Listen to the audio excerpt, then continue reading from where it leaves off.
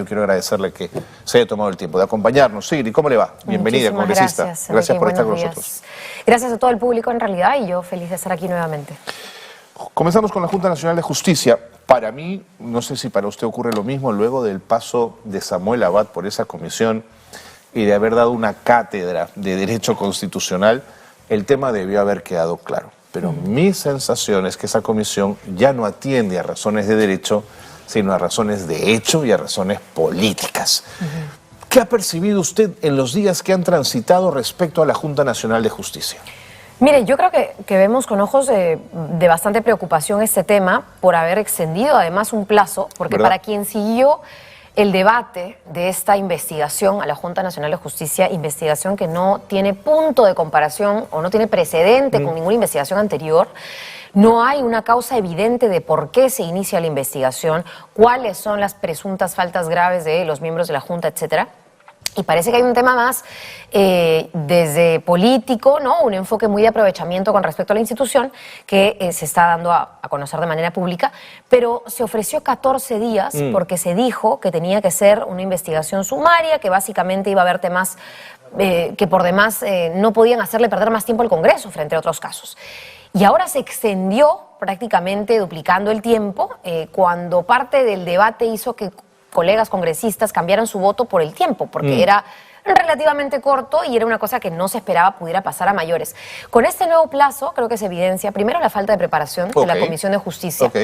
No hay y no hubo nunca definiciones claras de qué se va a investigar. Es más, no se tenía claridad si esta iba a ser una comisión con facultades de comisión investigadora. Sí, buen punto. Que también, para quienes no saben, las comisiones investigadoras en el Congreso tienen todo un protocolo distinto, se manejan distinto y las invitaciones a quienes estén, digamos, sujetos al mandato de una comisión investigadora es distinta. Y una exigencia procesal del propio Tribunal Constitucional, dicho sea de paso. Correcto. Entonces, frente a esa falta de claridad, claro, el tiempo iba a quedar corto sí o sí, se extiende y se aprueba con el voto de nuestra bancada en contra. Y ahora lo que hemos visto es desfilar una serie de personajes y una serie de opiniones, habiendo seguido y sin formar parte de la comisión, que básicamente repiten un artículo de la Constitución que no solamente no está bien leído, bien interpretado, sino que además contradice todos los antecedentes que la Junta ya ha tenido. Que, por ejemplo, el tema de la edad de los miembros de la Junta Nacional de Justicia es una barrera de entrada, más no una barrera de permanencia en el cargo. Si una persona entra con 74 o con 73 o con 70 o con 69 años, digamos, y en algún momento cumple, ¿no es cierto?, determinada edad, no puede ser expectorada de la institución porque ya está el precedente de que no ocurre así. Pero hasta eso es un debate jurídico que no es causal de expulsión. Correcto. No, hagamos un debido proceso al respecto. Correcto, y ni siquiera de repente hasta competencia del Congreso de la República. Sí, señora, buen punto. Que es un poco lo que nosotros decíamos. Hay instituciones que gozan de cierta autonomía en democracia. El Congreso de la República no puede estar investigando a jueces, a fiscales, hacer las veces de, ¿no es cierto?, de OMPE, de Jurado Nacional de Elecciones. Y esto es un paquete, y quiero decirlo de manera bien clara, que hay unos congresistas que están impulsando este paquete de medidas antidemocráticas y que buscan intervenir distintas instituciones.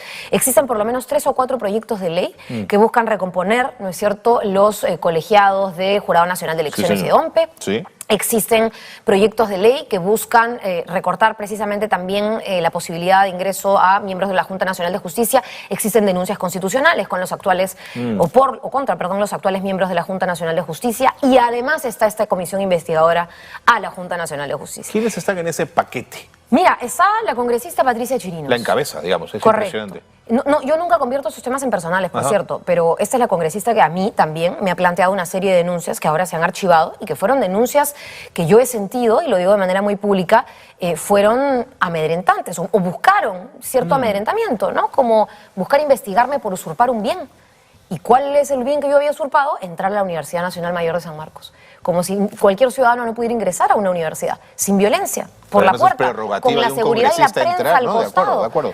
Entonces, ese tipo de investigaciones nos hacen perder tiempo, el dinero de los peruanos, y nos refleja un autoritarismo dentro del Congreso, dentro de este congresismo, parlamentarismo Pero que le ella hemos no es la llamado. única, porque tiene que tener un correlato de gente que la acompañe, ¿no es cierto? Correcto. Yo creo que, en general, ella goza del respaldo de su bancada. Hemos visto que la bancada de Renovación Popular, hasta cierto punto la bancada de Avanza País, tenemos por supuesto a Fuerza Popular apoyando todas estas votaciones en contra de la Junta. Una de las más grandes defensores de esta investigación ha sido la congresista Patricia Juárez, ¿no? Entonces yo, la verdad, lamento que haya aún el ánimo de, bueno, no pudimos con el cuento del fraude. Ahora nos vamos por copar las instituciones. Y lo que yo dije en una entrevista hace algunos meses, gobernamos el país sin haber ganado las elecciones para gobernar. De acuerdo. La llevo a otros temas de enorme preocupación, el Ministerio Público. En principio, ¿usted entiende por qué la fiscal de la Nación elimina a la fiscal Magali Quirós, que ya a finales de noviembre tenía que acusar por el tema Cuellos Blancos, que la hayan sacado de la investigación? ¿Usted entiende eso? Mira, esta es la única autoridad, o este es el único espacio en donde yo veo que el Congreso ha hecho absolutamente oídos sordos, ojos ciegos, porque se están cometiendo una serie de arbitrariedades. Tanto es así, y yo comprendo, pero también he escuchado las declaraciones, por ejemplo, de fiscales que no, digamos, que han tenido un papel preponderante en casos graves como contra Keiko Fujimori, etcétera. Estamos hablando de los fiscales Vela, ¿no? Domingo Pérez, entre otros, y que ahora están investigados por dar una opinión que, si ustedes la han escuchado, si la has escuchado, es una opinión, no es un insulto, no es una injuria, no es, digamos, ni siquiera una crítica apasionada del rol de la fiscal, que es, sin duda, es jefa de la institución, ¿no? De la fiscal de la Nación. Pero ha sido más una respuesta a una prensa incisiva que en algún momento ha intentado, por supuesto, marcar una diferencia como cualquier fiscal lo puede hacer. Entonces, incluso eso, debo decir, me llama la atención, además de los cambios de fiscales, lo que ocurre con personajes dentro de la propia institución, en donde para algunos se juega con una vara y para otros fiscales se juega con otra. Y el Congreso no ha dicho nada de esta institución como sí lo hace de otras, ¿no? Que también tienen autonomía, que también son independientes. Sin duda. Entonces, esta intromisión, como te digo, se siente muy teledirigida, políticamente direccionada, y a Patricia Benavides, sabemos, no la toca nadie. Ahora, yo la verdad sigo creyendo en que nuestras precarias instituciones, ya no sé si decir que el Perú está en democracia, muchas instituciones internacionales han dicho que no, que esto ya es algo, digamos, un proyecto fallido, han dicho que esto está en camino de un autoritarismo. Yo de repente ahí no saludo tanto esa tibieza, pero creo que esto es parte o es el reflejo, ¿no?, de eso. Ahora, para quienes son votantes de la izquierda que usted representa, la pregunta es, en este marco de cosas, ¿por qué no han exacerbado más las contradicciones? ¿Por qué no han levantado con más firmeza las banderas en defensa de estos espacios políticos a defender? Mira, yo hago una autocrítica tremenda. Quien crea que por ser de izquierda uno se banca al 100% las cosas que pasan desde la izquierda es alguien que no ha visto la política muy de cerca, ¿no? Nosotros hemos estado muy relegados en términos políticos como partido. Yo vengo de una organización, El Nuevo Perú. De hecho, yo vengo de una organización de los 18 años, no todos lo conocen, pero recién el día de ayer, y esto lo saludo y lo digo con mucha alegría, hemos podido entregar absolutamente Ahorita todo. Vamos a ese tema, que ya están en carrera. Pero termina de esa crítica que estabas haciendo. La autocrítica es la siguiente, ¿no? Tenemos un movimiento social que, además de entrar en este terrible desgaste de solamente protestar, ¿no? O solamente salir a marchar, nos ha faltado mucho el llegar a espacios de discusión o de disputa por el poder que efectúen propuestas de cambio. Tuvimos, y yo lo debo decir, ¿no?, desde la izquierda o desde las fuerzas progresistas, decepciones tremendas. Cuando a mí me dicen, oye, pero Susana Villarán, oye, pero Ollanta Humala, oye, pero... Claro, y me dicen, pero Frijolito Barrantes y otras personas de la izquierda de hace décadas y mucho tiempo atrás eran otra cosa. Entonces yo asumo y comprendo la crítica que existe después de tanta confianza desperdiciada en autoridades o en candidatos que finalmente no dieron la talla y hasta el día de hoy no se han resarcido. Entonces, creo que esa autocrítica debe llevarnos a organizar más las cosas, pero como autoridades entender que nuestra apuesta política no es tener un cargo como fin en sí mismo, ¿no? Por eso yo le decía, y lo veo mucho en congresistas y en alcaldes y en gobernadores, no es el poder por el poder. Es el poder como un medio para hacer servir, cosas buenas, claro, para cambiar las cosas que uno planteó en su programa, en su ideario. ¿En dónde está el programa y ideario? En una organización política. No tenemos organizaciones políticas serias que tengan un mismo nombre, un mismo logo, excepto muy pocas. El fujimorismo es una de ellas. Y yo creo que si hay una institucionalidad dentro del fujimorismo, también muy precaria, porque han tenido 40 nombres a lo largo de su historia. Pero se sostienen, ¿no? Es una, se sostienen. Ahora, cohesionados. Su accionar político claramente, o su fin, deleznable en todos los niveles. Y yo, la verdad, no lo comparto, pero necesitamos organizaciones que perduren en el tiempo y creo que esa es nuestra apuesta, ¿no? Juntos por el Perú. Ayer los he visto en fotos, estaban muy contentos, fueron a inscribirse al jurado. ¿En qué etapa están? Mire, nosotros postulamos por una inscripción, que fue la inscripción de Juntos por el Perú, Ajá. pero nuestro partido, el Nuevo Perú, no tenía una inscripción. De acuerdo. Y parte de esta, digamos, ley electoral nos permite generar alianzas. Entonces, los movimientos que no tengan inscripción van bajo el paraguas de una inscripción que sí esté vigente en el registro de organizaciones políticas. Entonces, esta vez nosotros hemos tenido, digamos, muchísimo más cautela para presentar nuestros papeles, porque ya hemos intentado inscribirnos antes, y si la ley te pide 60 y tantos comités constituidos a nivel nacional, haces más. nosotros hemos presentado por lo menos 90 comités constituidos a nivel nacional. Si la ley te pide, ¿no es cierto?, ya no adherentes. Antes, no sé si ustedes recordarán, para formar un partido, eran una adherentes, firmita, una firmita. Ahora son militantes, ¿no es cierto? Tienen que corroborarse que estos Así militantes además conforman los comités, tienen vida política, eso viene después. Por cierto, Claro, se entregan los los comités papeles. tienen que estar vivos, si no sobre el papel Exacto. son garajes. Exacto. Entonces presentamos los papeles y ahora tiene que venir la inspección. Claro. Ese es el siguiente paso. Pero ya el primero lo hemos superado ayer, como te digo, en número de comités, en número de militantes inscritos, y por supuesto ahora hay que corroborar que todo eso esté. Yo la verdad estoy muy contenta, no te puedo decir que dedico todo mi tiempo, porque mi tiempo está a la autoridad que ejerzo, al cargo que desempeño, pero converso con compañeros en la vida política que son del Nuevo Perú todo el tiempo. Entonces me alegra saber que hay dirigentes sindicales. Sí. Por ejemplo, ahora está... Mucha gente joven, he visto, Sigrid, eso Sí. me parece valioso. Y es difícil, no lo voy a negar, como persona joven en política también. Bueno, acabo de cumplir 33 años, no sé si la barrera de jóvenes hasta los 30. Todavía, sí. Pero es muy difícil decirle a joven que no todo está perdido y que la vida no solo consiste en ir trabajar, ¿no es cierto?, tener una familia y finalmente intentar jubilarse. De acuerdo. Digo intentar porque ahora cada vez más propuestas plantean que se trabaje más tiempo, porque la jubilación no existe en este país. El derecho a una pensión no existe, si ni siquiera existe a veces el derecho a trabajar, o no se reconoce el trabajo como trabajo doméstico, trabajo no remunerado, pasantías que no les pagan nada a los jóvenes. No, el joven tiene que ser voluntario para pagar el derecho de piso sin siquiera recibir un pasaje. Entonces, esas cosas nos han llevado a plantearnos un partido, porque puedo decir ya, empezar a decir partido, ya no solo movimiento Nuevo Perú, que tenga a la vanguardia a estas personas jóvenes, pero que además nos aporten esa esperanza frente a tanta decepción que sin duda todo el país ha visto desde derechas, izquierdas y centros, ¿no? Va a ser interesante seguir ese proceso.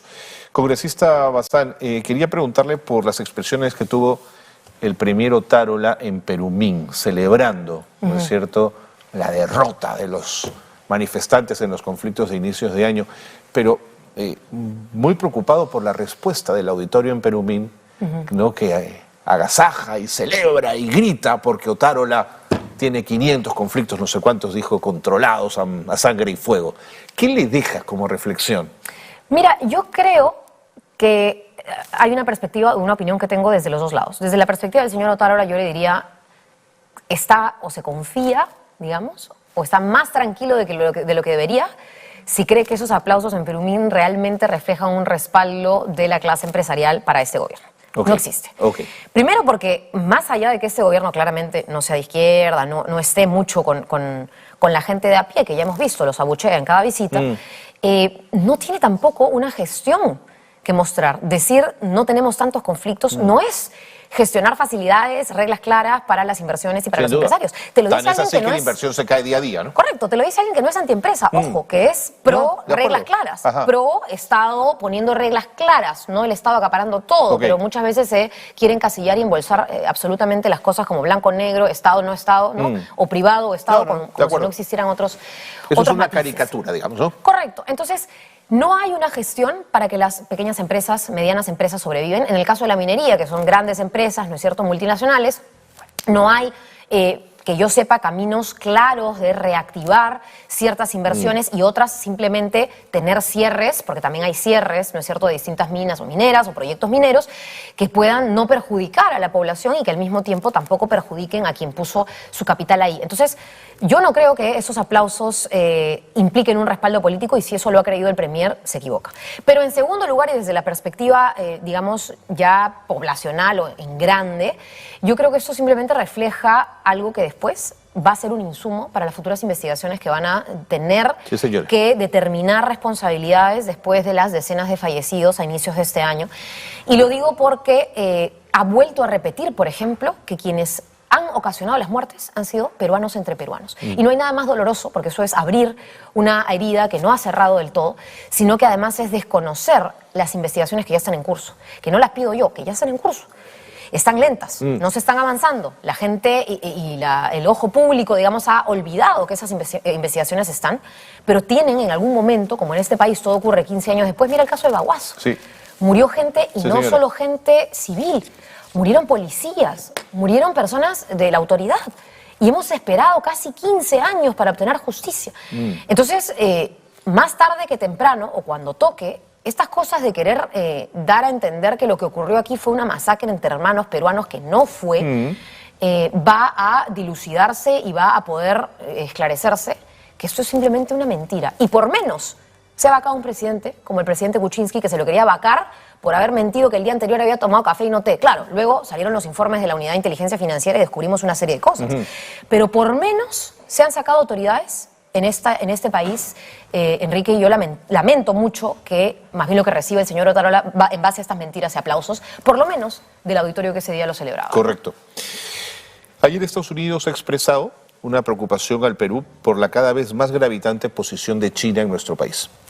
Es verdad que lo dice Estados Unidos, que también tiene sus intereses geopolíticos, pero nos dice algo que sabemos que es creciente. Las empresas chinas comienzan a tener espacio enorme en la minería, ya controlan energía, distribución eléctrica, ya controlan puertos, ¿no es cierto?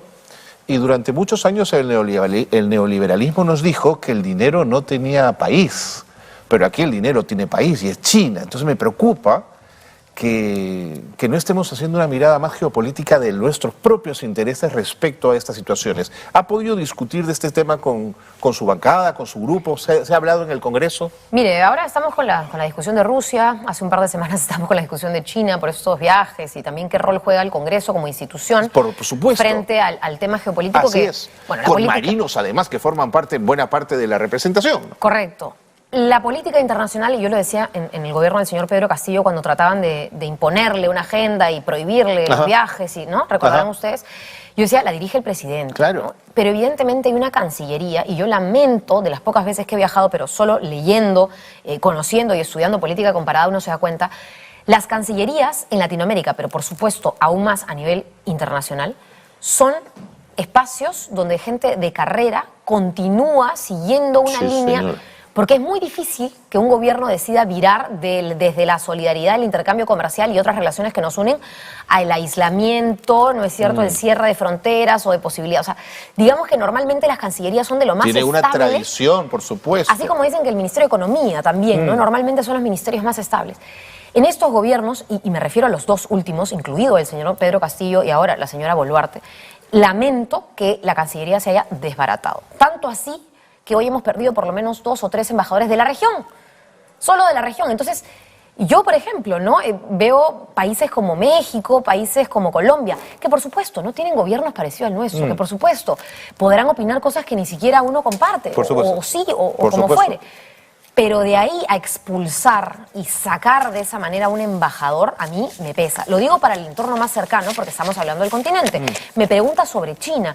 Yo no sé si la Cancillería, con esa precariedad y con esa falta de mirada, porque creo que la Cancillería se ha abocado al trabajo de hacer lo que se dice en inglés el PR, ¿no? Las relaciones públicas de ese gobierno. Sin duda. Y la Cancillería no tiene No como está único para eso. trabajo Así es. eso. Los diplomáticos no están para eso. Es más, se han contratado consultorías que no se han investigado, Sí. pero que han generado muchas dudas Sí. de organizaciones, incluso algunas americanas, de Sí. Estados Unidos, para tratar de ver o formular ideas de cómo legitimar un gobierno que no tiene mucha apertura fuera del Perú y dentro del Perú. Entonces yo lo que Muy bien. lamento es que no haya ninguna otra estrategia y mirada por sobre esa lucha geopolítica que ya está fuera. Estados Unidos y China ya tienen, digamos, una competencia muy dura para con otros países. El Perú está lejos de esa competencia y solo recibe a los países que vienen sin poner reglas y sin conformar alianzas sólidas con algunas de las instituciones de ambos. Entonces, eso es el caso de la señora Boluarte viajando y no teniendo ninguna reunión bilateral, excepto la fotografía. Expresa eso, ¿no? Es una demostración. Correcto. Congresista Bazán, gracias por haber venido. Ténganos al tanto de lo que ocurre en Juntos por el Perú, los pasos que van dando. Sí, si pudiera dar un último mensaje Por favor, para cerrar, sí. y hacer un llamado a la ciudadanía. Yo estoy en comisiones clave que están evaluando y están consultando mucho las autoridades sobre este corte de agua. Ok. Son cosas que me preocupan, no solamente el tema del corte de agua, sino la situación de salud. Lógico. El día de ayer también hemos tenido al presidente de salud en la Comisión de Trabajo y yo creo que es importantísimo que el gobierno ponga énfasis en esos sectores. En el caso de Sedapal, la discusión se ha volcado a si privatizar o no privatizar, pero la situación inmediata, el corte de ahora, es algo que no se ha discutido bien. Hemos tenido un corte en el 2019 con más cisternas y con más puntos de abastecimiento. De los que vamos a tener en un corte de 4 días. Sí, entonces yo pondría énfasis en eso y que Ok. por favor también se fortalezca a Sedapal en tanto mal que bien, ahora está a cargo de poder hacer de este corte algo que no afecte a la ciudadanía, que además no tiene el servicio, Muy bien. que solo depende de las cisternas. Eso sería y muchísimas gracias. Muy bien, entonces comunicación directa a través de correo con su despacho. Sí, nuestro despacho está viendo ambos temas y esperamos que también los usuarios puedan reportar a través de Buenísimo. las redes cuáles son los problemas en estos días. ¿Verdad? También las redes. Gracias nuevamente por estar con nosotros. Gracias.